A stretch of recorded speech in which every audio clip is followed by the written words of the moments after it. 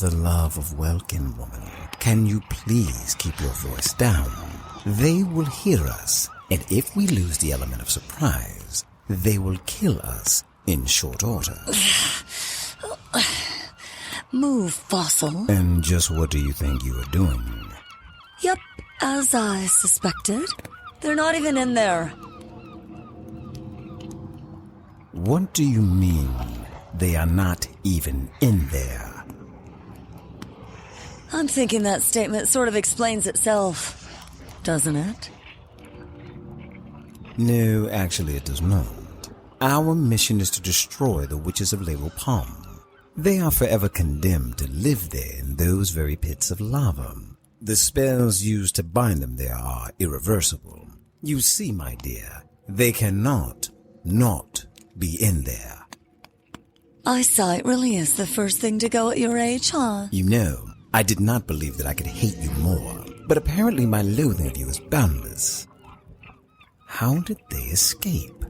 A better question is, why did Elyon want them destroyed to begin with? Why did he give you this mission anyway? I possess neither the time nor the patience to provide you with a historical overture right now. Then I'm going home. I have better things to do than to hang out with you, old man. What? You cannot leave, Angelica. I forbid this. I can't leave, eh? Watch me. Not exactly useless.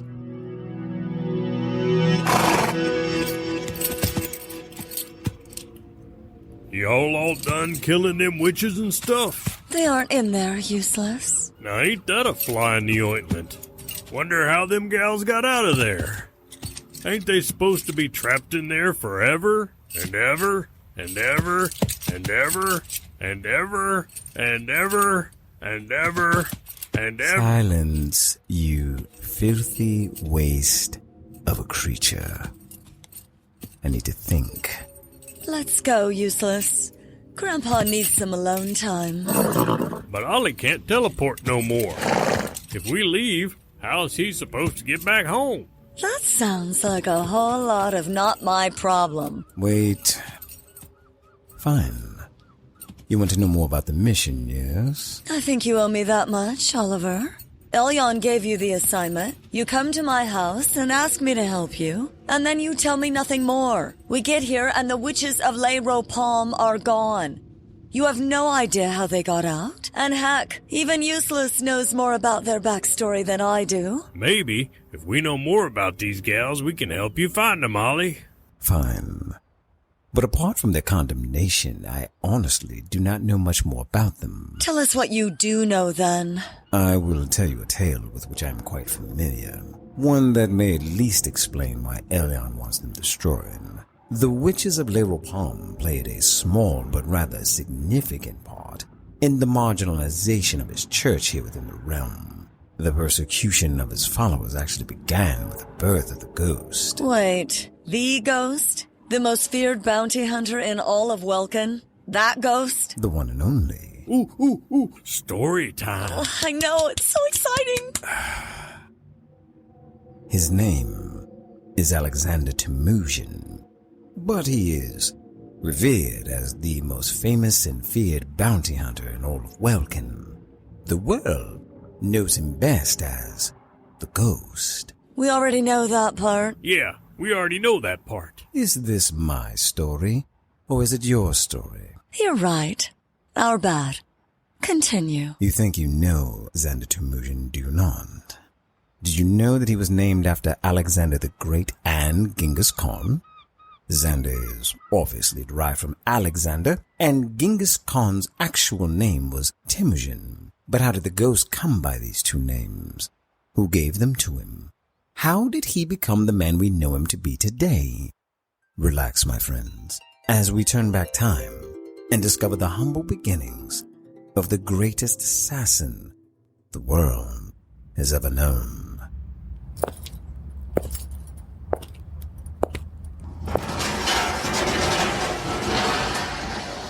Father, forgive me for I have sinned.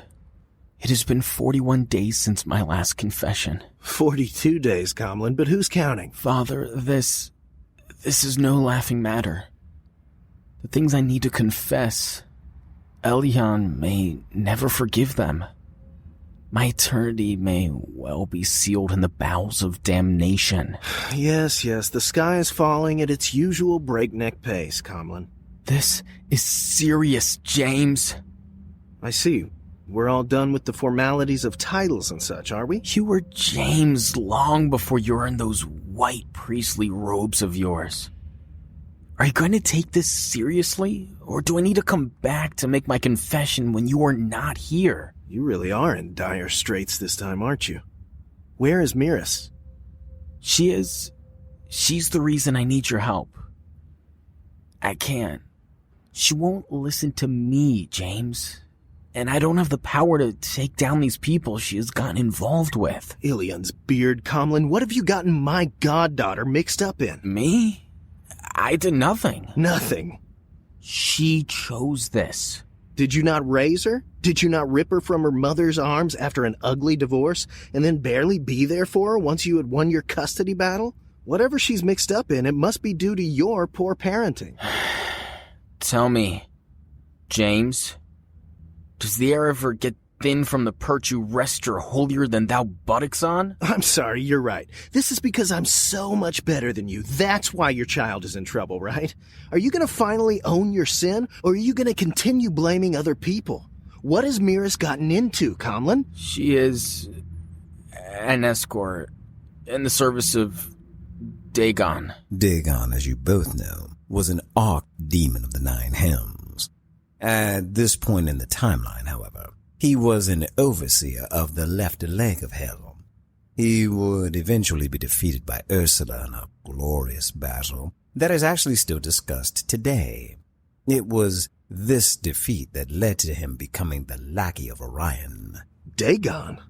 Dagon is an idol god, Comlin. Ilion's book speaks of how he was worshipped by the Philistines. His image fell before the Ark of the Covenant. Yes, I know the story, James. He still has worshippers. They serve him via lewd acts, indulging in pleasures of the flesh. In some cases, they cut themselves and drink blood.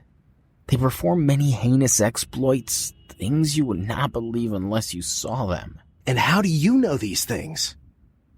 She followed you into this, didn't she? It wasn't supposed to go this way. Were I not a priest, I would kill you where you stand, Comlin. What happened? I was lonely. I heard about their cold gatherings from a friend. They are invite only. Everyone wears masks or costumes. It is perfect for maintaining one's anonymity. You go in, you have sex with anyone and everyone, indulging whatever fantasies you may have. And when it is over, all you have to do is keep your mouth closed. And when the next gathering occurs, you are informed and you get to do it all over again. And all of it is free. Nothing in Welkin is free, Comlin. You'll pay with your eternity. And that still doesn't explain Miris' involvement. I mentioned that participation in these rituals was via invitation only. I wasn't exactly invited. You've been attending these orgies in secret? They could have killed you had they discovered you. They did discover me, James. Miris got curious about where I was going night after night, so she followed me. She got a costume and used blood magic to compel the doormen to allow her entry. And you saw her there? You recognized her under her disguise? We're actually paired together. For the love of Welkin, you had relations with your own... Of course not. My evil's not boundless, James. She unmasked and yelled at me for my behavior. She came in to get me out. We were discovered, and my punishment for infiltrating their cult was death. Miris offered to join them to spare my life. I watched as they lobotomized her. She now serves Dagon as a mindless escort. Every time she has sex, it supposedly supplies the Nine Hells with something called shalom. It serves as a form of currency there, I am told. Shalom is peace. I would imagine that would be in great demand in a place of eternal torment. So, you will help me, then? Help you? Your sinful actions have led to your child, my goddaughter, becoming a mindless sex slave. Had I a sword, I would send you to the 9 myself. After today, I never want to see you again. I understand. I will go on my way, then. Wait. I will help Miris. I may not like her dabbling in blood magic. I had nothing to do with that. Silence. When you speak, the hole you're standing in only grows in its depth. I do not excuse her dealings in blood magic to compel her into this den of iniquity, but she turned to it because she was trying to help you. Her motives were pure. Blood magic is dangerous business nonetheless. She's tasted of its evil. Once we extract her and restore her mind, we'll need to observe her carefully. Left to her own devices, she'll be no better than the lot rumored to dwell in the mountains above Translore. I'm told they sleep in coffins and sustain themselves by drinking mortal blood. Disgusting. At any rate, the next time they send out an invitation, you need to find a way to receive it as well, and get me the location. I will bring a contingent of priests from the church with me and bring her out. And how exactly am I supposed to do that, James? You pathetic coward. This is your child. You found a way to get in when you wanted your manhood wet. Find a way in now. James, if I go snooping around trying to find them, now that they have let me go, they may hurt Miris. Please don't act as though you fear for her safety. You're too afraid to investigate to save your own skin. There are other ways to find the location of such a gathering. I'll do what I can to bring her out of this. Thank you, James. I am not doing this for you. And as I said, after today, I never want to lay eyes on you again.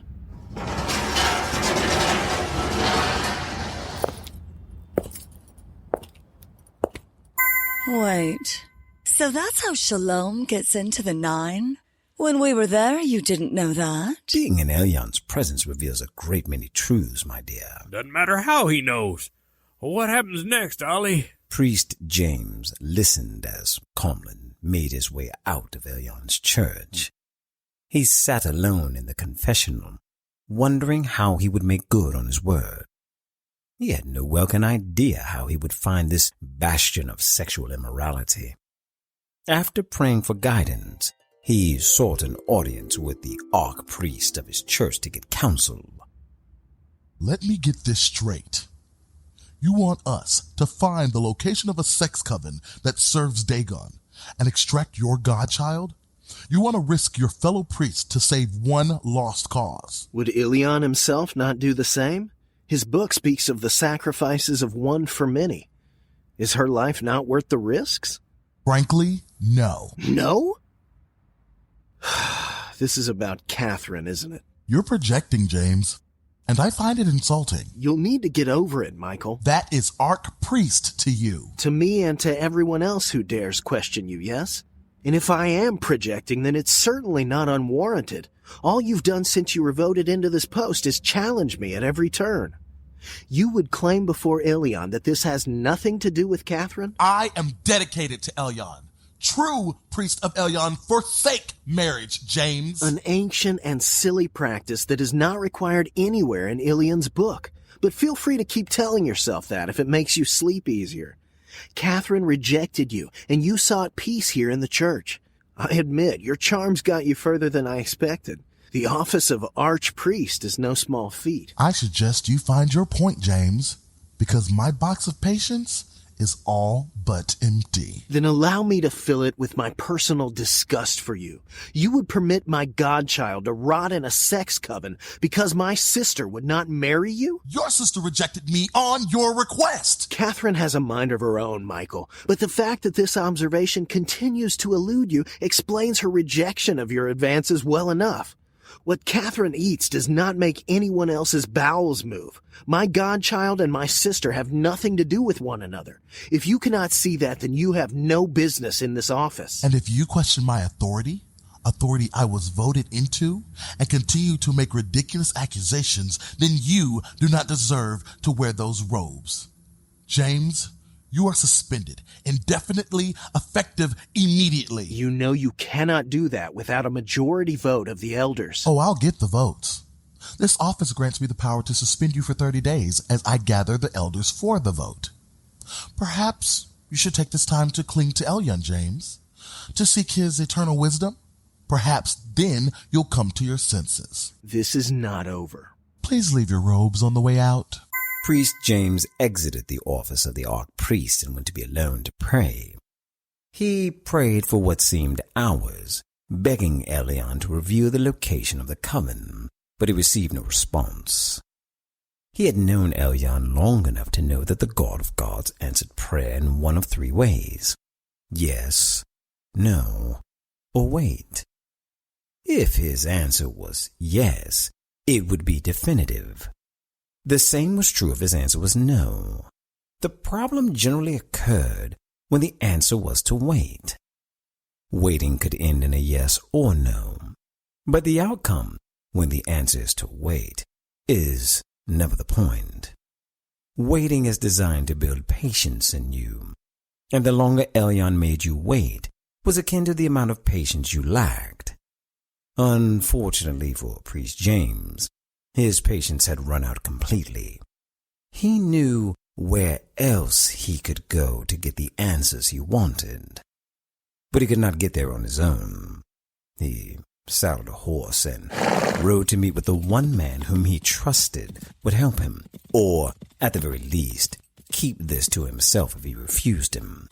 Thad Bannon. Ooh, I like me some Thad Bannon. He's all muscular and chocolatey, and that voice of his is like ambrosia. Please, calm yourself. I'm sorry, but the man is sexy.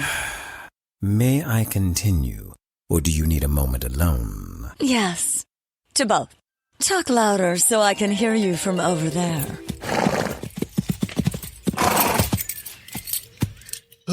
Please tell me you're not serious. What choice do I have, Thad? I either find out where this coven is and get her out, or she spends the rest of her days creating shalom for the demons in the 9 hells. I don't have an issue with your mission in and of itself, but the people you want to consult for guidance are witches. And not just any witches.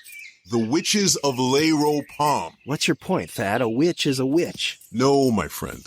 There are people who practice witchcraft, and then there are the witches of Leyro Palm. There is a reason they are condemned to spend eternity inside a pit of lava without the ability to die. Whomever put them in there wanted them to experience the torments of hell, but did not actually want them in hell. They are so bad that even the 9 want nothing to do with them. What do you suppose Ilion will say when he discovers you are seeking guidance from the likes of them? Whatever he might say would be more than he's saying right now. I'm not hearing anything from him. Then you need to wait.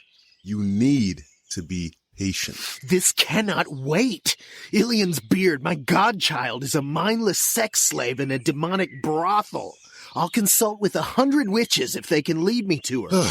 Then, my friend, I cannot help you. Ilion's word is very clear about consulting him and him alone for spiritual guidance. You would only be making things worse. I'm going to Leyro Palm, Thad. Are you going to help me or not? Did you miss the whole part where I said that these witches live inside of a lava pit? I'm going. You can either help me or you can move out of my way. Fine. I'll help you get to them. What you do with what they tell you, however, is on you. Perhaps Ilion will be merciful. Perhaps I don't care. That's your emotion talking, but I get it. Perhaps I would be the same way if this was my godchild. I'll help you, my friend. To that end, do you know what is required to even get to their lair? Those without the proper protection measures are burned alive. The demon hunters who placed the witches in the pit did so with the intent of making certain that they could not easily escape. I admit I hadn't thought things through that far. What do we need? A fire resistance potion should suffice. There is a man well skilled in potion making that lives in Ubris. We need to pay a visit to him and ask him to assist us. Priest James and Thad Bannon took fresh horses and rode to Ubris. At this point in the timeline, worship of Elion had not yet been outlawed in Welkin, so the ride to Ubris was feasible. As I said, this event was the catalyst that led to the eventual demise of Elion's church, but that is a story for another time. For now, Thad and Priest James arrived in Ubris and made their way to the apartment of Paul of Quelos, whom we all know as the alchemist.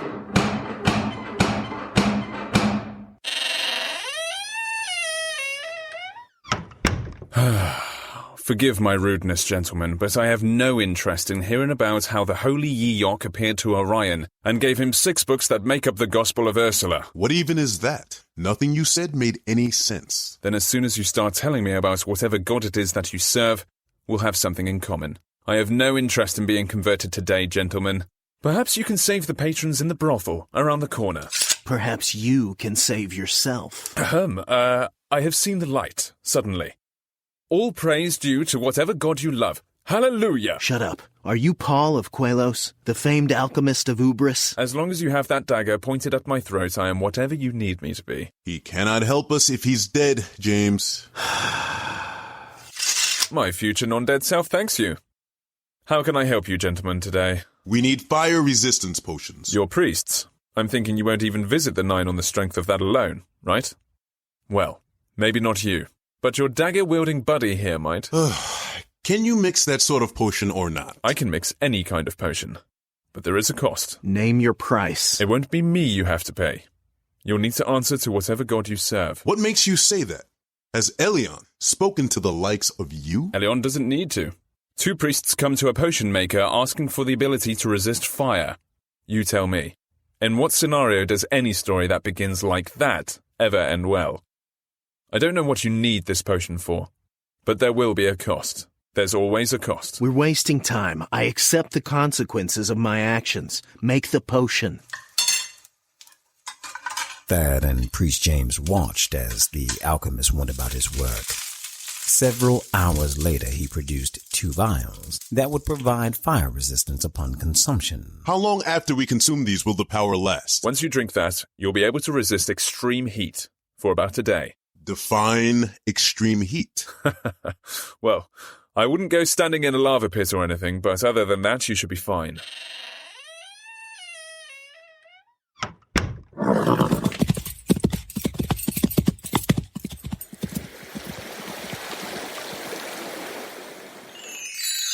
So then what happened? Did Thad and the priest come here? And if they did, how'd they do it? Getting here to Laurel Palm generally takes about 6 days' travel north from Dagalus by boat. It has not always been an island, however. During the time of the Ravages, a time where blood mages controlled Welkin, Laurel Palm was geographically adjacent to Dagalus. A blood mage known as the Inquisitor was rumored to have cast a spell that was so powerful that it caused the ground to separate at its core and move north. No one knows the actual spell that mage used, and since all of the blood mages during the Ravages, or most of them anyway, are now dead, one might not ever know. Archmage Winnocent Dune, among the most powerful white robe mages in the guild, before his death, however, surmised that the Inquisitor likely used a spell called the Lairo Som Ikor, which is loosely translated to mean beautiful destruction. Bards, of course, eventually caught wind of this, and, as they are wont to do, wrote songs about the events, changing key facts to make the songs more entertaining so that they could earn more coin. As a result, this island eventually became known as Laurel Palm, a gross mispronunciation of the spell that may or may not have been used to create it. How the lava pits came to exist is another story, but suffice it to say they are indeed here, as were those condemned witches that once resided within them. There are 3 witches that comprise the witches of Laurel Palm. Well, 2 witches and 1 warlock, to be more precise, but the 2 witches and the 1 warlock of Laurel Palm does not play nearly as well as the simpler title, from the bard's perspective at least, so they changed it. That said, technically, warlocks and witches are basically the same sort of practitioner, only warlocks are male and witches are female. The first of the 2 witches is named Evanore. She is thousands of years old, but appears to be around 25 because of anti-aging spells. She has brown hair that rests at the base of her neck. She wears provocative red robes that expose her bosom ever so slightly, mostly to reveal a marking that is exclusive to the witches, a red half-moon accented by a red star.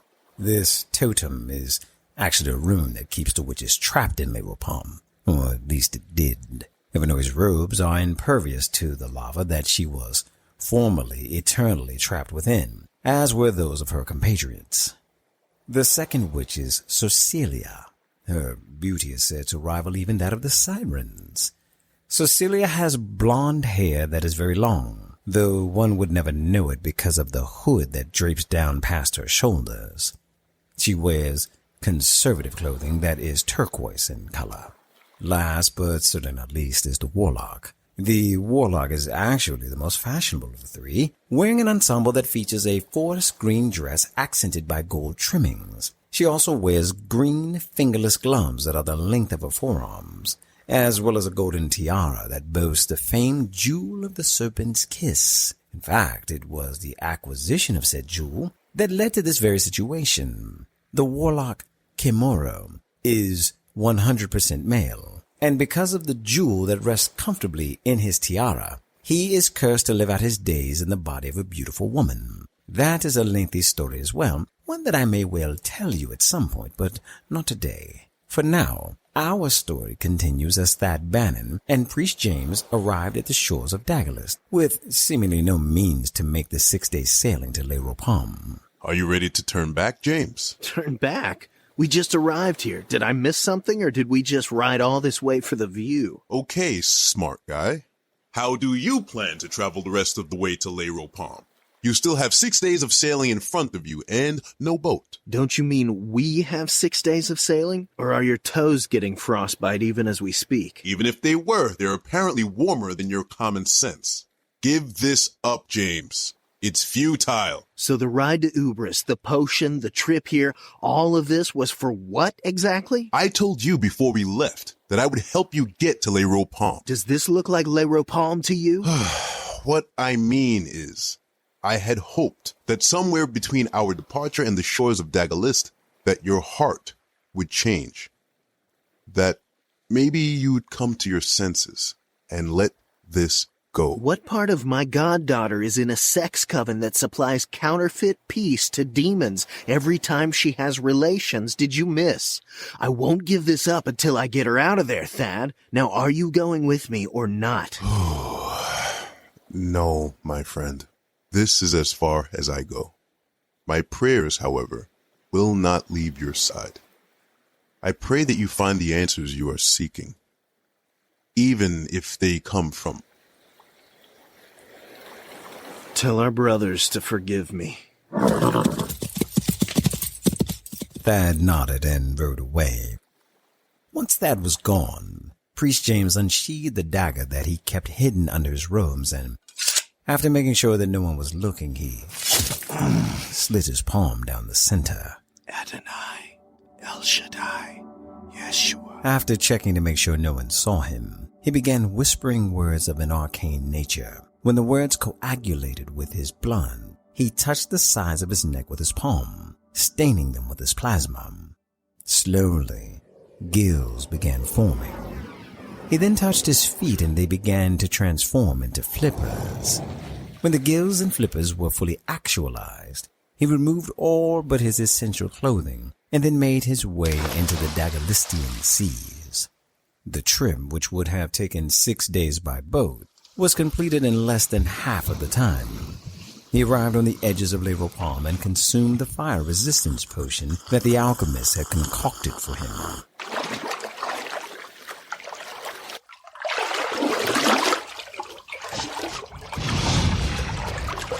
He spied the gigantic volcano that comprised Le Repom and hoped that the potion would work as advertised. His fears began fading as the heat he had been feeling from being so close to the volcano was suddenly replaced by cooler, almost frigid temperatures. He continued onward towards the heart of the volcano. To his surprise, the very embers and lava began shifting of their own accord, providing a wide berth for him, as though he was expected.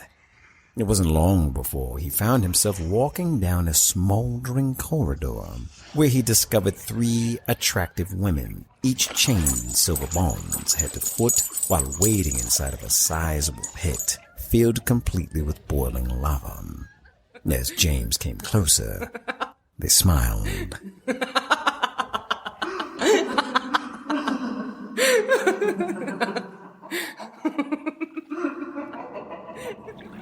Something wicked this way comes. It smells of desperation. Let us kill it. Mind his body. I desire it for myself. Komoro needs to understand that the curse is permanent. Komoro will never be anything other than a woman. Stop speaking to me about myself in the third person. How would Komoro prefer to be addressed? Ladies, please, I'm short on time and I need your help. We know why you have come. How could you possibly know the purpose of my visit? Does it think it is the first to seek the counsel of the witches? Many have come for answers only the witches provide. But there is a cost, priest of Elyon. There is always a cost. Name it, I'll pay it. I do not trust it. It wears Elyon's colors, but behaves faithlessly. It is a trap for the 3. To what end, fool? Open your eyes. We are already trapped. This one comes on his own. Elyon will deal with him. Elyon doesn't know that I'm here. You should remain silent. The more you speak, the more your idiocy shines. There is nothing that occurs in Welkin that Elyon does not know. Please understand that if you betray him, this is not on us. We will not be accountable for what occurs next, and your fate is not ours to decide. Your priestly white robes betray you as much as your presence here betrays your god. I understand the risks. If only. You seek the location of the sex coven of Dagon, yes?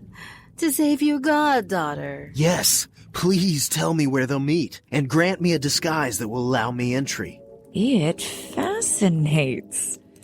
I do not believe I have ever beheld a swifter descent from grace since Lucifer himself.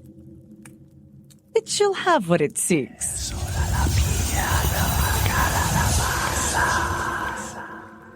The knowledge you seek is now yours. We have also planted a transformation spell deep into your mind. Use it to take on the likeness of anyone you wish. You are bound in silver. How are you Able to cast spells. You should focus more on things your finite brain can actually comprehend, mortal. You must kill the person you wish to become, priest of Elyon. Upon their death, speak the arcane words, and you will take on their likeness for a time. I suggest that you be quick about your business. A coven of Dagon is easily infiltrated, but perhaps not so easily escaped.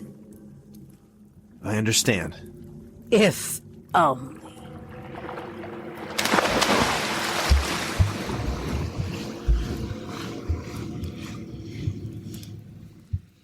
James had left the presence of the witches and swam back to the shores of Daglist. He did not understand how he knew where to go, and yet there he went, as if on autopilot.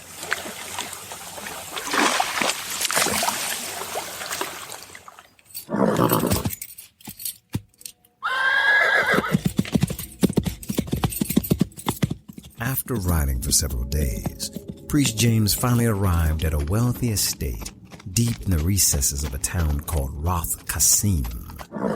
He tethered his mount to a nearby tree and hid himself in the shadows, watching to see who might be arriving.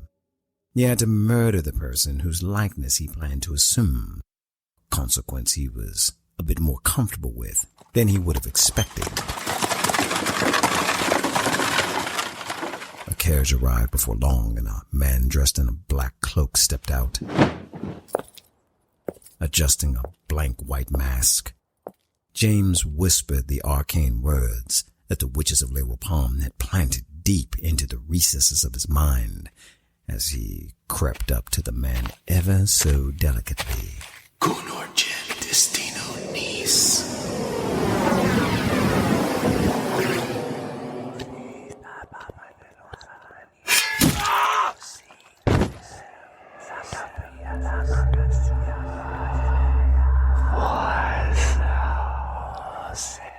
Priest James assumed the likeness of the masked man, taking his clothing once he felt his outer visage transformed.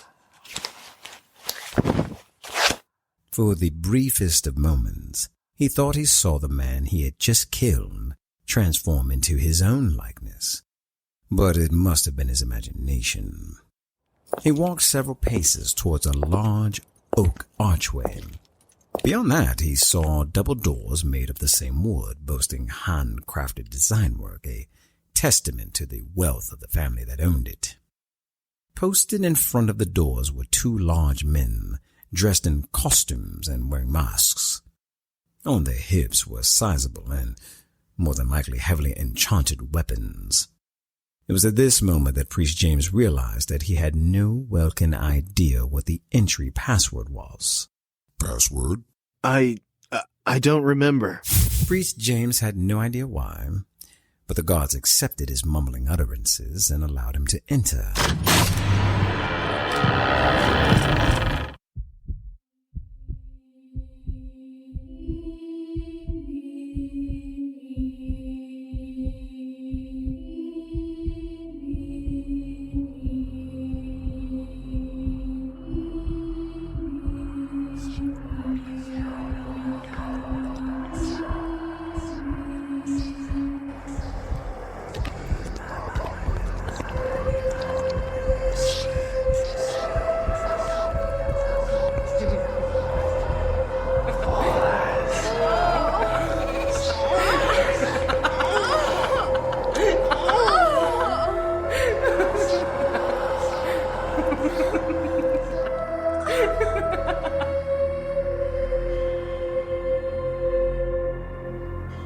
Priest James entered the establishment, his long black cape flowing effortlessly behind him, his blank white expressionless mask covering his face.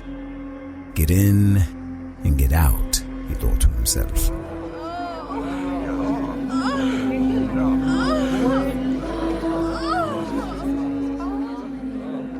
Iniquity filled the air as Priest James witnessed the apex of sexual decadence before his very eyes. Men with women, men with men, women with women, and all of the above with various beasts.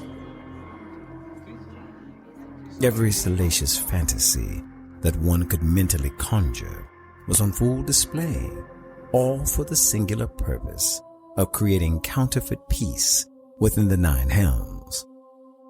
Priest James did as best as he could to navigate the home, remembering that his falsified visage would only last for so long. He searched endlessly for minutes, looking over nearly every orifice of the establishment, until finally he saw her. His godchild was seated cross-legged before a man in the center of the grand entrance hall. This man was dressed in flowing white robes, covered in various gold jewelry, accented by purple gemstones. Upon his hand, he wore a large mask that resembled a ram's head. James did not know exactly how, but he noticed him. He gestured for James to approach him, which James reluctantly did, fear gripping him from crown to toe. When he was just a few paces away, the ram-masked man held up his hand and suddenly everything stopped. I am Molech. We've been waiting for you, priest of the Most High God. It was at this moment that Priest James understood that he had never known true fear until now.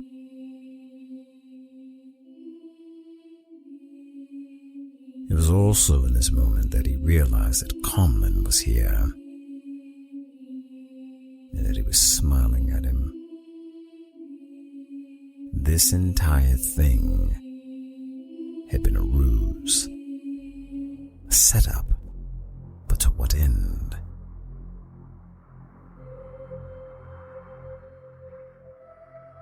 Remove your mask and clothing. I just want to... What you want matters little, priest of Elyon. You came here for Miris, yes? Well, here she is. Remove your clothing and taste of her. You're insane. All of you. No more so than you. You were perfectly content to blaze a path of iniquity to this very moment, but now, suddenly, you grow a conscience? Did you not murder an innocent man just outside our doors so that you could take on his likeness? Did you not also consult witches to learn of our location? Are such things not forbidden by your god? Sexual relations with your goddaughter would be a step up, in my humble opinion. Seize him. No. No. No. No.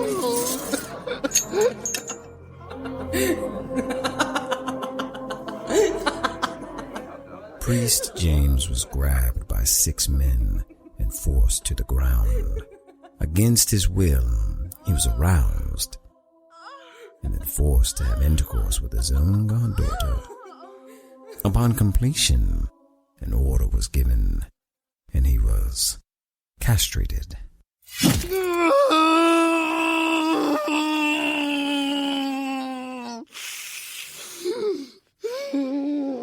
Molech watched and smiled as Priest James bled out on the floor before him.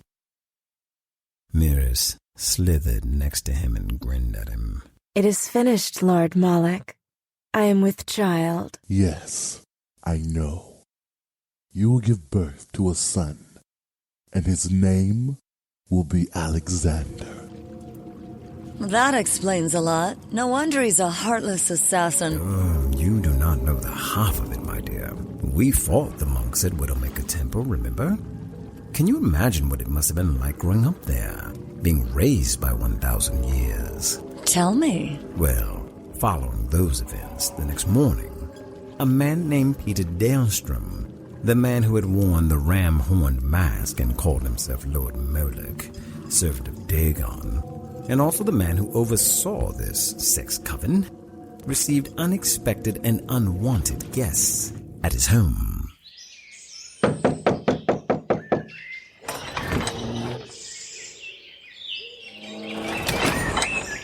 May I help you, gentlemen? Greetings, Peter. I am Brother Rixer, and this is 1,000 years.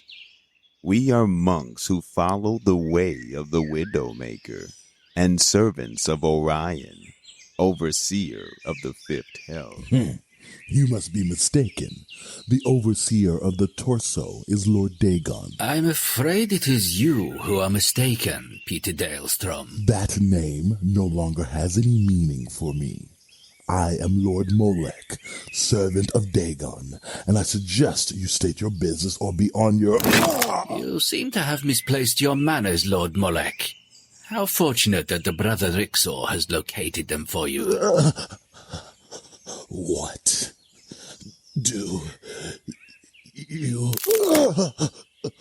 want? The woman, Maris. She is with child. I don't know what you're talking about. Do you know what we are talking about now? Kill him. He is ineffectual. We'll find the girl ourselves. She is likely here on the grounds of this estate. How would you like him to die? Castrate him, and then feed him his own manhood. It is my understanding that he has forced himself on others. Now he can force himself on himself.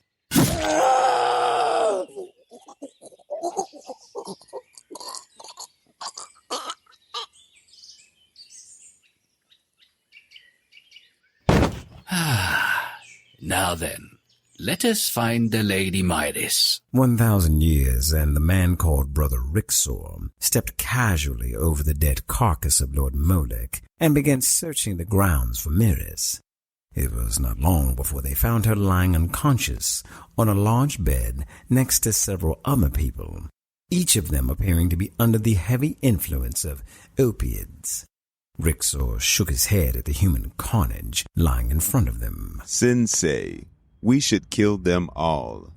Welkin only knows how much tainted shalom has been manufactured in this coven. Technically, all shalom is tainted, my friend. If you think this is bad, you should see those strung out on it within the 9 itself. But I digress. We should indeed kill them all, Rixor.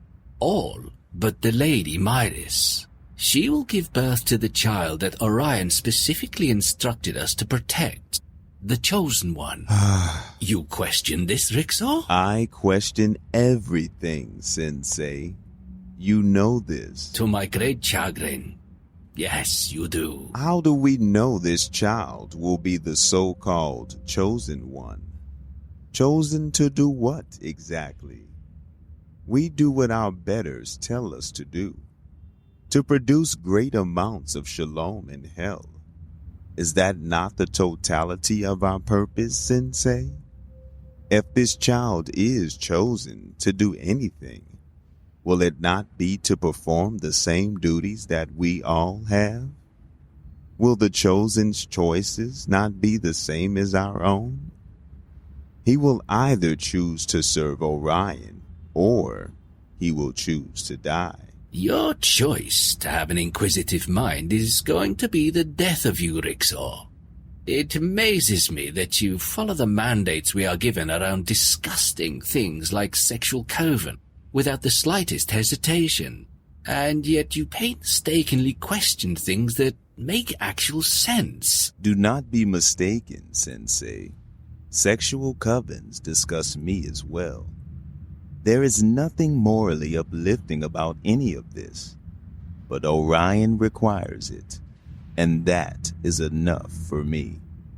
The prophecies of the Chosen One, however, the Agent of Thorn, who will supposedly unite us through, what do they call it? Beautiful destruction? Those predictions have no basis in reality. And an orgy that creates a peace drug in a place you have never seen? That does? We have spoken to Orion. We know that he exists. We know he is real. The scrolls containing the prophecies of the Chosen One are on display on the temple grounds. You have walked past them numerous times. That does not make them real. That makes them things that someone wrote that have never come to pass. Just because we write an idea down on old rice paper and put it in a glass case does not make it a prophecy, Sensei. It does not make it not one either, Rixor. People like prophecies. It makes them feel special. People like ancient things that they cannot explain away through causality. It gives our number focus and a sense of purpose, true or otherwise. Some things we must simply accept by faith. But Sensei... No more questions. Take Myris into your arms. We will cleanse her system of the drug she has been forced to take and make sure the Chosen One is born healthy and strong. 1,000 years, under the direction of Orion, who had just recently overthrown Dagon as overseer of the torso, took Myris and brought her back to Widowmaker Temple.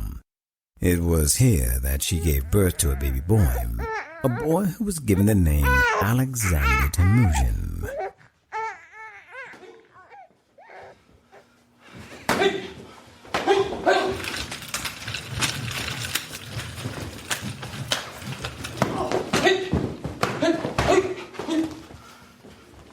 When he turned 3 years old, Alexander began training with 1,000 years. Alexander, even as a boy, proved to be a natural warrior. The most complex techniques came to him as easily as breathing. It was as if he had been born to become an instrument of death. By the time he was 12 years old, he was arguably the best fighter within the Agents of Thorn, though he had not become an agent yet. There were rules, and he was not given any special exceptions. If anything, 1,000 years was harder on him because of the dark prophecies concerning him. When he was 16, he was already dabbling in potion making and spellcasting to complement his fighting skills. Alexander's logic was that if he was ever in a situation where he could not use his hands, he could always use his mind.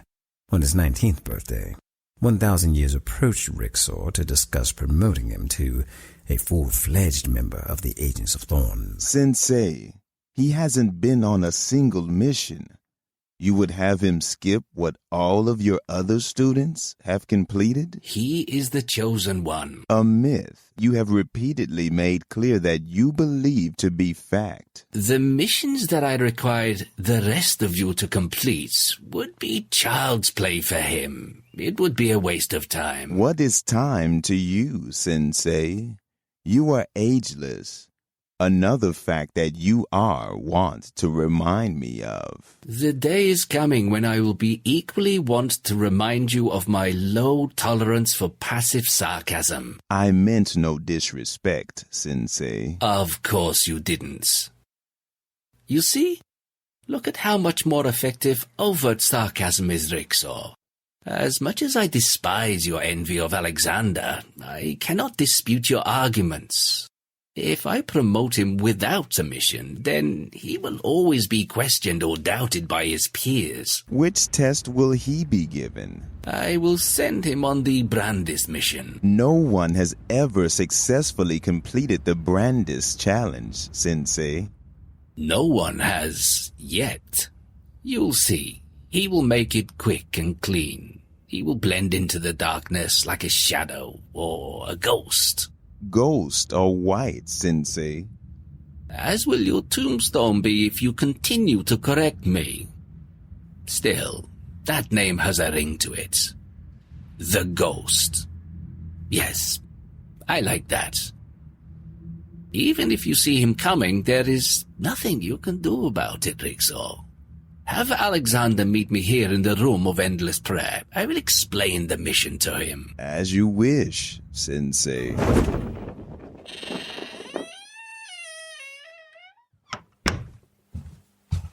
Alexander, please come. Sit, my son. I have a mission for you. You will travel to the city of Ganis. Within the city there is hospice where a man named Brandis Cole is being cared for. You will kill him. But his death must be made to look like an accident. Further, no one can know you were ever there. Do these things and you will be promoted fully to the rank of agent. I understand, Sensei. Excellent. Take my horse. She has been resting and will get you to Ganis swiftly.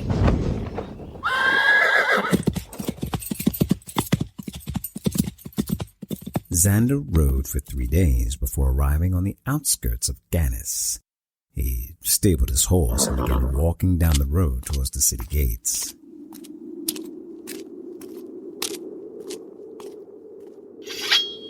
Hey boy, your money or your life, choose wisely.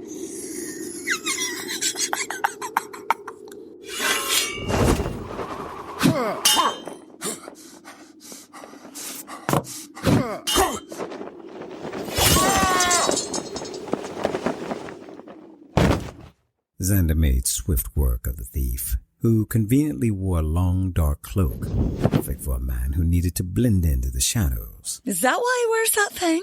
I always wondered what the point of it was. Looks like it just gets in the way, you know? This from the woman who carries a sword larger than most human beings and wears a cape that could double as a banquet tablecloth. Settle down there, my little pony. My little what? Never mind. What happened next? It took about an hour for Xander to locate the hospice.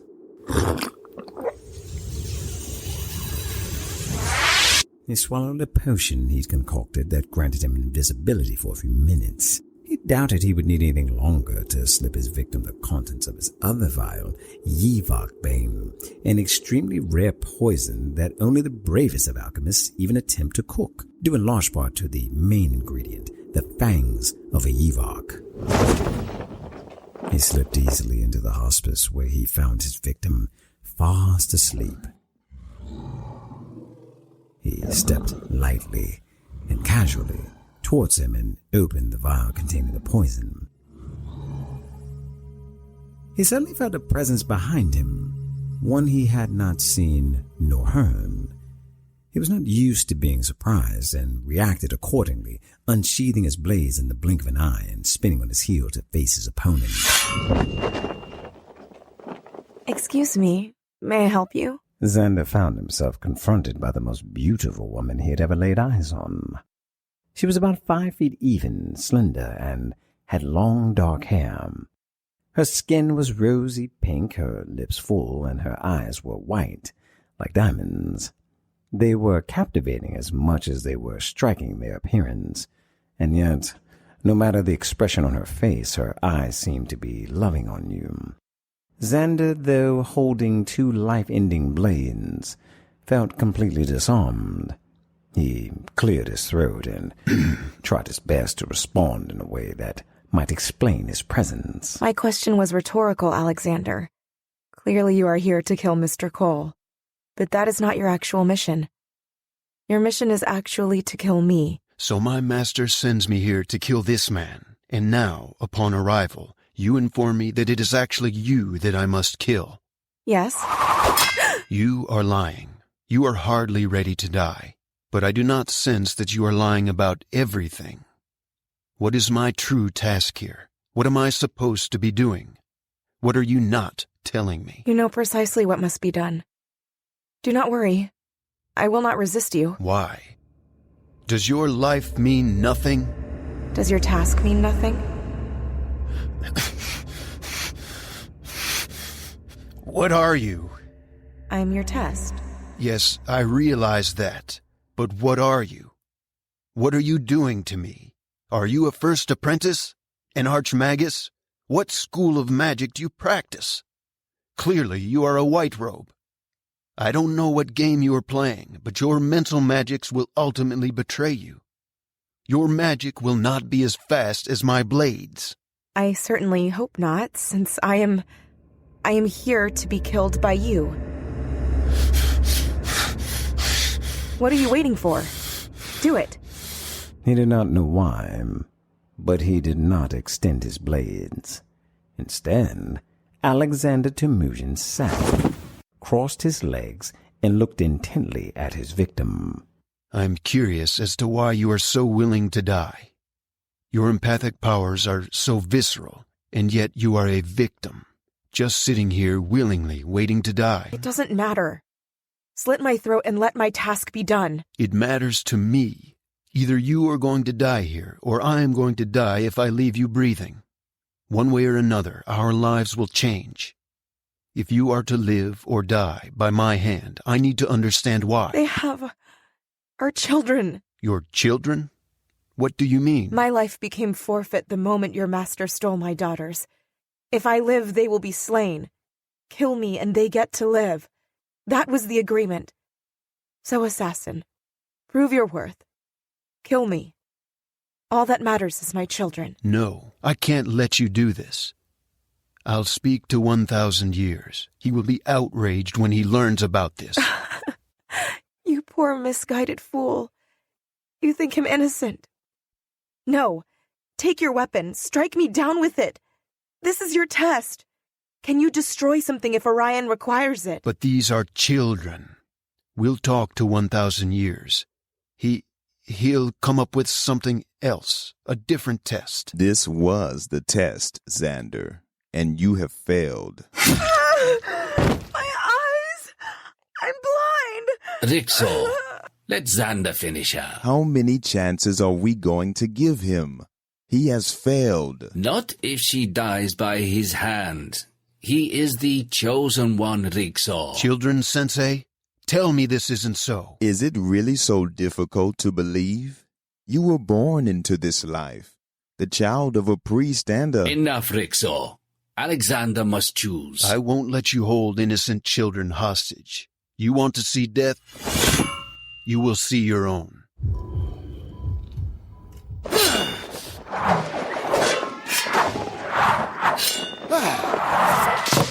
13 monks filled the room they were standing in and surrounded 1,000 years and Brother Rixor. 1,000 years held up his hand, and his monks stood perfectly still, waiting for the command to strike. He glanced at Xander. Alexander, my son, please take your weapon and slit her throat as I commanded. Please, finish this. Sensei, I intend to.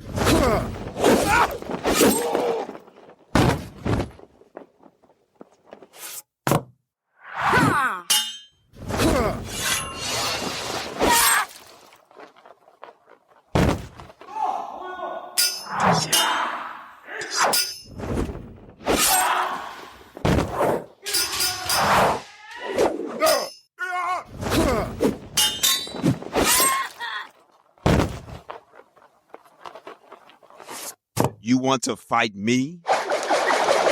All right, let's go. You won't defeat me. Give up now, Xander. You are no match for me. I alone am the chosen one. Quickly, Rixor, grab his weapons. Luso dim Shapiro Core. 1,000 years casted a spell on Xander that held him in place. Please stand aside that I might finish him. No, we have a rare opportunity here. To do what exactly? We sent him here to test his loyalty. And he failed. Did he? He proved himself loyal to his own cause. All we need to do now is to align his cause with our own.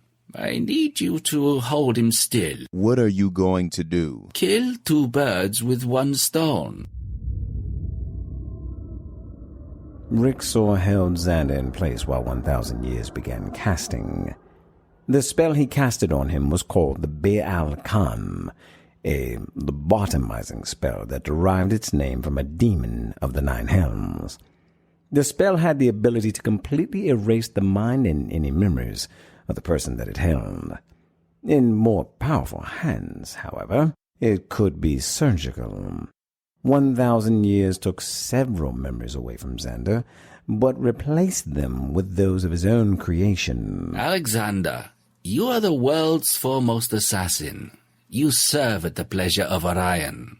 Thad Bannon and the members of Clan Thambro have just assaulted your wife, Maura Templeton, while you were on a mission for us.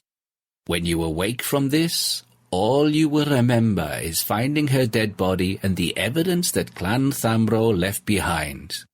Your desire will be to find Maura's daughters and take care of them to honor her. Your primary goal is to find Thad Bannon and Clan Thambro. You will know no peace until they are all dead. The daughters? Why not just leave them in the holding cells? Or just kill them? Seeing the pain of their loss will increase his anger. Now you will see, Rixor. He is the chosen one. And Mara? I have lost a son today, Rixor. But I have gained a daughter. Bring her with us. And that, my dear friends, is how the Ghost and Lady Quicken came to be. Wow, what an amazing story. Nicely done, old man. That was really, really cool. So, Ghostly and Lady Quicksilver was never married for real? No, useless. They were not ever married, though 1,000 years certainly made them believe they were. The Ghost had never adopted twin daughters, though he certainly believed he had when Maura had supposedly been killed. In fact, over the years that passed, 1,000 years made him believe a great many things through his powerful mental magics, which, of course, ultimately led to the death of 1,000 years at the hands of Mora and Alexander. One keeps what one kills. Ollie, when we were last at Widowmaker Temple, 1,000 years was dead. That means his spells over them were broken. What do you suppose has happened since then? I imagine Xander and Mora are dealing with the complications of two sets of memories. They aren't so different than you and I, my dear. We have things we believed were very right, and then suddenly those beliefs were very different. They must decide for themselves what next steps they will take. In the meanwhile, we need to be about our own business. The witches of Le Repalm are loose, and we need to find them. Useless, I need you to become something that can fly. I will need to cover as much ground as I can, and quickly. Yes, a Pegasus will do nicely. Excellent work, Useless. Hey, that only has one saddle. How am I supposed to get back, Ollie? What did you say to me earlier? Yes, that sounds like a whole lot of not my problem. I hate you! Yes, I know.